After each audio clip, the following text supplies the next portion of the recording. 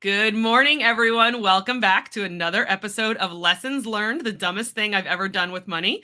My name is Suzanne, and I am the head coach at G.R.A.C.E Financial Coaching, and I am so excited to welcome Amy Miller today. She is a military spouse, a mother of two, and she is an accredited financial counselor. She also works as a money and career and life coach. Amy originally started in banking, where she worked as a branch manager for over a decade, and during that time, she obtained an investment license and worked with her clients to secure and grow their assets. Amy is also an FDIC certified financial literacy instructor and has delivered the Money Smart program to a diverse group of people in a variety of settings. Finally, in 2018, Amy was accepted as a FINRA Fellow and became an accredited financial counselor. She completed her internship with Operation Homefront in critical financial assistance, which provides one-on-one counseling to wounded veterans. And Amy now works as a military employment advocate and runs her private coaching practice working with military families. Amy, so much going on. How are you? I'm good. How are you? Good. All righty. So first of all, I think people get a little confused when they see letters at the end of a financial coach's last name. So tell us exactly what your accreditation does. Well, the AFC is an accreditation for financial counseling. It is done by the AFCPE, which is the Association for Financial Counseling, Planning, and Education. It is a 3-year course where you learn to coach and counsel individuals based on their individual needs and financial situation. Yeah. So what do you think is there any difference that you see between the coaching programs that you've been a part of and the counseling side of things? Coaching and counseling. Well, like when I worked with wounded veterans, I felt that they needed more counseling. They need help. They need rehabilitation. They're in a lot of them are in a bad place. Coaching really, on the other hand, is, just like on a team, you're coaching, you're guiding, you're helping, and just educating people along the way. Mm-hmm. And how do you, so you are obviously coaching private clients. So how do you utilize the counseling training when you're working as a coach, when you have your coach hat on? It's different for everybody. It really depends on the individual situation. Yeah. But I use counseling. You never want anyone to be ashamed of their situation or anything like that. So I take that approach as let's be open and honest and have just a good conversation and get to the root of your problem. Yes. The shame that is attached to money. There's a stigma. Yes. Yeah. Yes. Mm-hmm, definitely. How do you help people overcome that? Because I think the counseling part, when we hear the word counseling, we think more of a therapist or a mental health counselor. That does play into coaching for sure. But sometimes it's everything. Like sometimes the stigma and the shame and needing to be open and honest communication about money is the game changer. Sometimes you don't even have to look at the budget. Would you agree with that? Oh, absolutely. I agree with that. Yes. Yeah. It's definitely a game changer when you're able to break through someone's prior misconceptions. Yes. There's lots of myths and misconceptions out there that have come from generation after generation. So yes, it is sometimes hard to break those down, but it is great when you are able to and help them take the next step forward. Yes, definitely. The wounded veterans that you worked with, were these guys who were, in their 20s and injured very recently, or were these guys and girls who were more, retired Vietnam vets? No, these were mainly to qualify for the program for Operation Homefront. It is post 9/11 injured, active duty within the last 7 years, and E6 or below 01, 02. So a lot of them were medically retired, and they were in what we called critical need. So they would come to us in a time when they were in need of, they couldn't pay their bills. They might be losing their home and things like that. And we work through that with them, and then try to get them on a good budget and a plan to recover. And we would also refer them out for assistance, through different other programs that may help them with their needs, like a mortgage or utilities or things like that. Gotcha. Yeah. What is the difference in that program versus a program that just hands people money? They're really trying to help people Yeah. and not just, it's that whole give a man a fish or teach him how to fish type of thing. So, Mhm. if you just put a patch on the problem, that it's going to be coming back, it's going to be back. It's going to happen again. But when you can really coach someone and help them, get on the right path and be better in the future, then, they won't be coming back for that assistance, hopefully. Yeah. I've seen that with churches recently. I've had a couple Mhm. churches reach out to me and explain we we we have a benevolence program, which for people who are not church going people, that's pretty typical at a Mhm. church. They'll have Right. a pile of money sitting around to help someone in the congregation when they get on hard times. Right.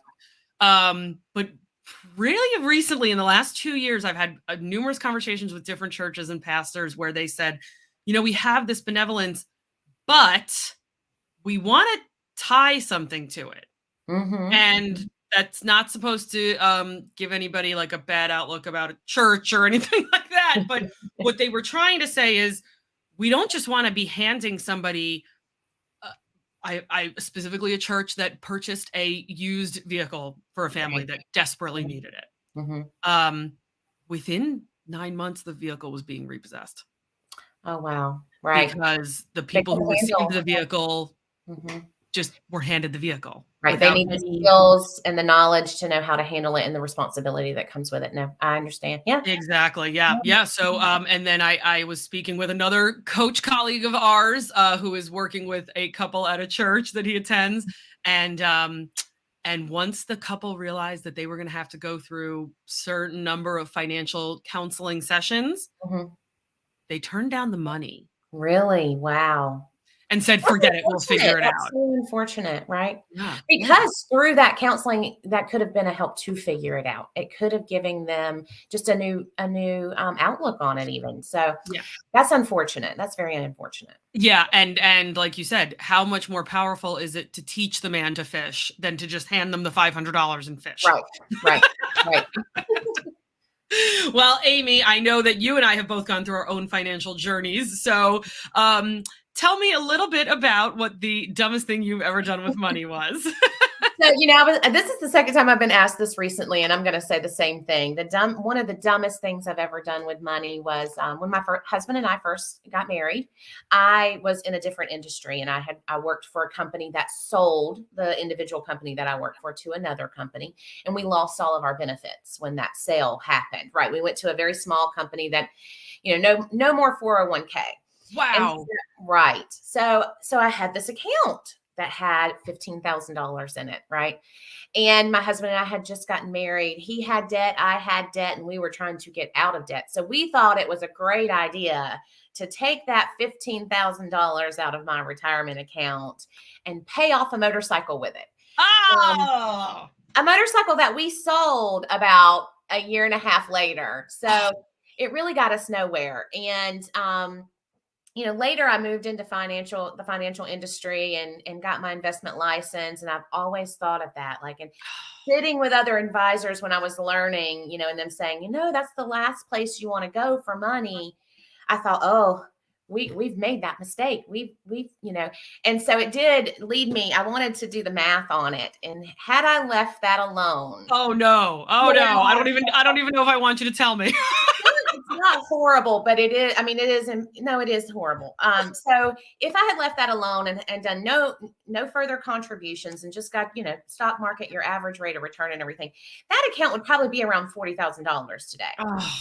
Yeah, because that was probably about 15, 16 years ago that we did that. So sitting there, it would have been around 40. But then I did the calculation to what would it have grown to at retirement age. Right, because it was technically it's a 401k, so it's a retirement account. Right. So, at my age of 65, it would have been around $115,000. So, Oh. if you think about it that way, to save a couple $100s in interest, we in the long run cost ourselves a lot of money in retirement, but we had no idea we just thought, oh, this is great. This is money that we have. Let's do that. Let's get out of debt. It was a high interest rate on that motorcycle. Oh, I'm sure. But, looking back, we know now. So I always advise my clients, that's the last place you want to go for money. You're hurting yourself in your future. Right. Let's look at other options to handle this debt. We could have sold the motorcycle. Well, we did sell it a year later, Right.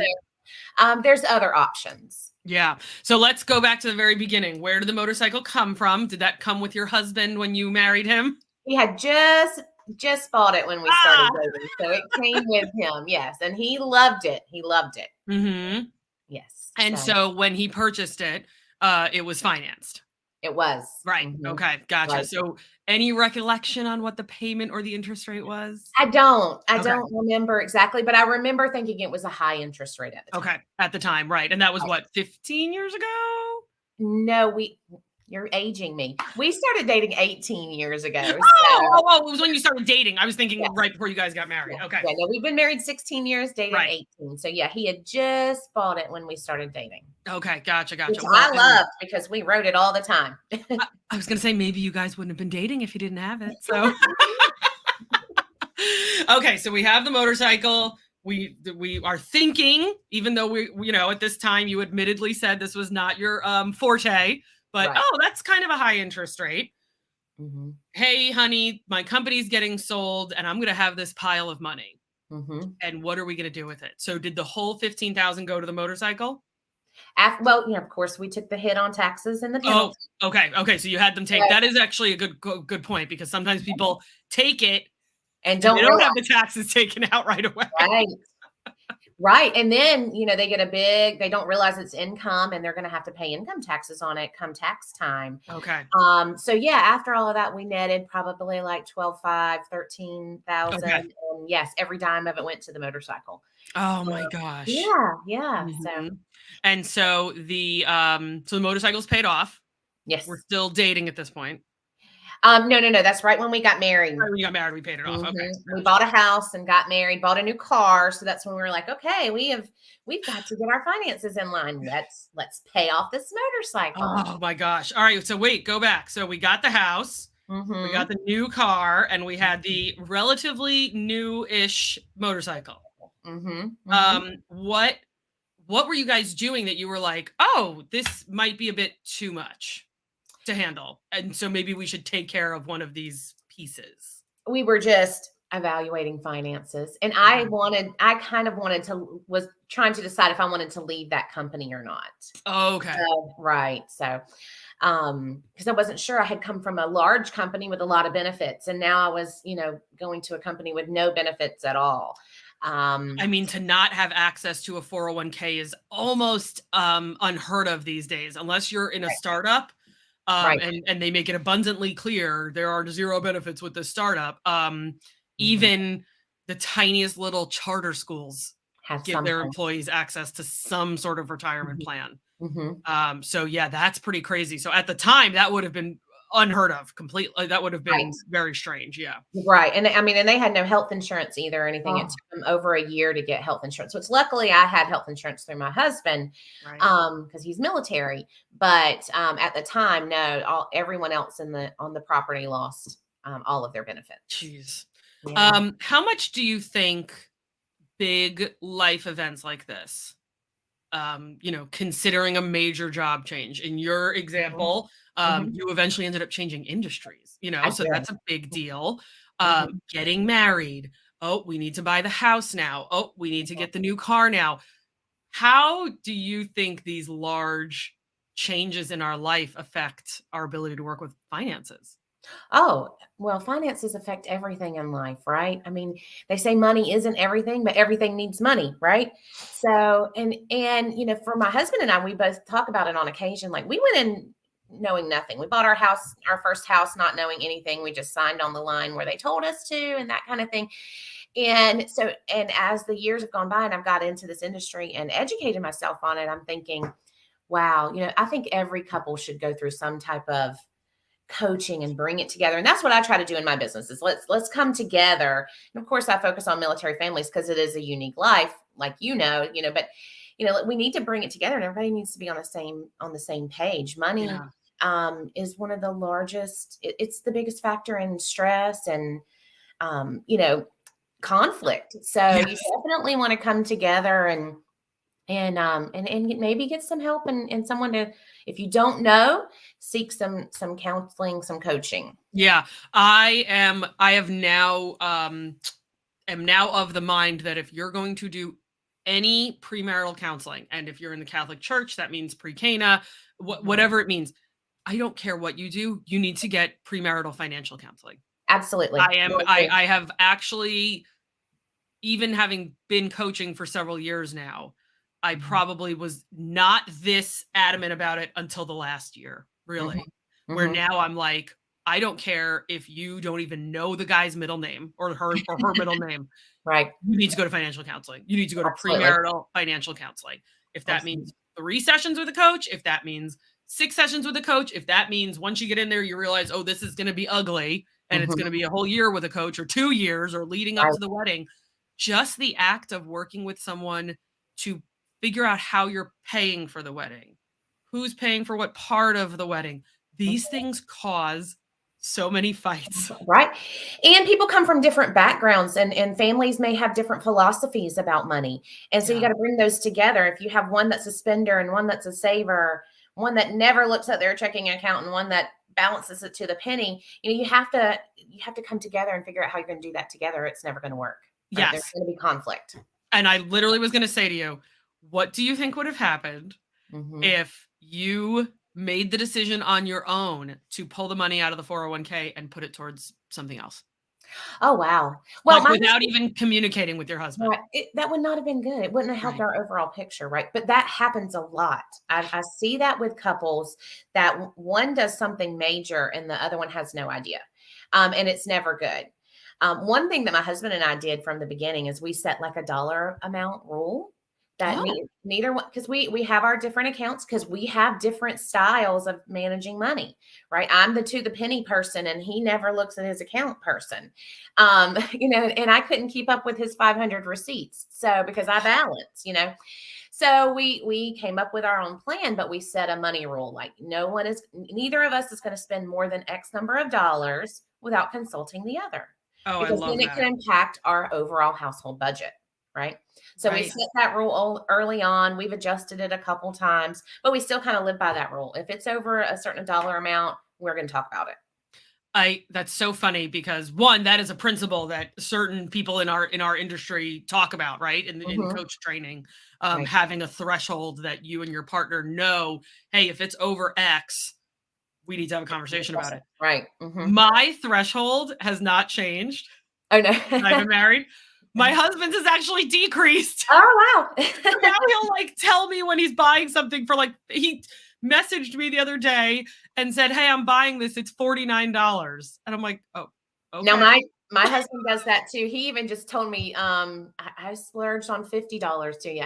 I bought something and then this morning we have the ball coming up. And so he's like, I know we're not spending money right now because it's the holidays, but I bought a $15 real bow tie. And I was like, I love it. I love it. Right. Yeah. And we have categories now that I hate to say this, but now that we know what we're doing, right? Like when you guys created that money rule, one, you didn't really know what you're doing, but you at least knew you needed to tell the other person when it was over X number of dollars. So that's really interesting to me that you guys somehow like innately figured that out. Yeah. But the $15 now is probably going to fall under your clothing for the month, whatever you had in clothing or fun money or whatever it is, especially if it's going to be for the military ball. So it's different. But yeah, now it's like, why are you telling me this? Right. Whereas 18 years ago, 16 years ago, it would have been, it would have been a top. It may have not even come up, and you didn't even know the money got spent. So it's interesting to see how it changes. Going back to the talking about the premarital counseling, how, when that doesn't happen, and when you are talking with a couple that is really struggling now, they've been married for 16 years, they've been married for 6 years, whatever it is. Right. What do you see these days that is really kind of tearing a married couple apart when it comes to finances? Oh, that's a tough one. One that I recently worked with, it was, one was a spender and one was not. Okay. And one was the breadwinner, right? And he was not the spender. The other one was the spender. So that can really drive, a wedge between you and when they have different goals. Like one may not care about having a lot of debt and the other one does. And that just causes arguments, and if they don't have some mutual agreements around how they're going to handle things, it can snowball very quickly and get out of control. One's very upset. One doesn't see the other's point. And it takes a lot of working through, a lot of, and maybe even some tears at times. It can get very hard. But yeah, you just got to work through it and hope. And like I said, premarital, you got to get on that same page. You got to come together, make some agreements. Yeah, definitely. Whether you've been there 6 years, 16 years, or 26 years. Right. I recently spoke to a couple who, they've probably been married 36 years. And one of them was like, we're selling the house and downsizing. And the other one said, I don't know what you're talking about. We're not going anywhere. I had that not long ago as well. And he was like, we're empty nesters. Why do we need, a 3,000 square foot house? And the other one was saying, because we're going to have kids and grandkids coming to visit. And he's like, once a year, that kind of thing. Right. Yeah. Right. Exactly. I know. Mm-hmm. It's difficult. Like you said, the one spouse will not even understand what the other one is saying. Like I've seen it where you could literally be speaking another language and the other spouse just has no idea what's happening. Right. I don't understand what you're saying. Mm-hmm. I'm not moving. I'm not packing up all my, I think he actually said, he's like, I'm not packing up all of my fishing gear and moving. I have it organized. I'm not going. Like, no, it's staying in the garage where it is. Maybe you're leaving, but I'm staying, jokingly, but it doesn't matter really how long you've been married. So no, it doesn't. Got to be on that same page. It's so important. Definitely. Mm-hmm. Well, Amy, I really appreciate it. The final question I have for you is if you could go back with that $15,000 or $12,500 after taxes and fees, right? What would you do with it instead? I would invest it. I would have left it in an investment and let it grow. It was money that I never touched. I never saw, you know what I mean? It was out of my paycheck before I ever had it. It was not in a budget. Other than that motorcycle, it was earmarked for nothing. And, I want to retire one day. So I should have left it in there and just let it grow over time. Right. Either left it until you figured out your next job or rolled it into a Roth IRA or an IRA or whatever it was. Yeah, definitely. Absolutely. Well, absolutely. It's an expensive mistake to make, but I know that you guys obviously have learned from it and are in a better place. So, and I promise you'll retire one day. Yes. We're working on it. Yes. Exactly. Awesome. Well, thank you so much, Amy. All of Amy's contact information is in the bottom of the show notes. So if you want to get a hold of her, follow her on Facebook. All that information is there. And I want to thank everyone for joining us today and join us again next week for another episode of Lessons Learned, the dumbest thing I've ever done with money. Thank you, Amy. Thank you. Bye.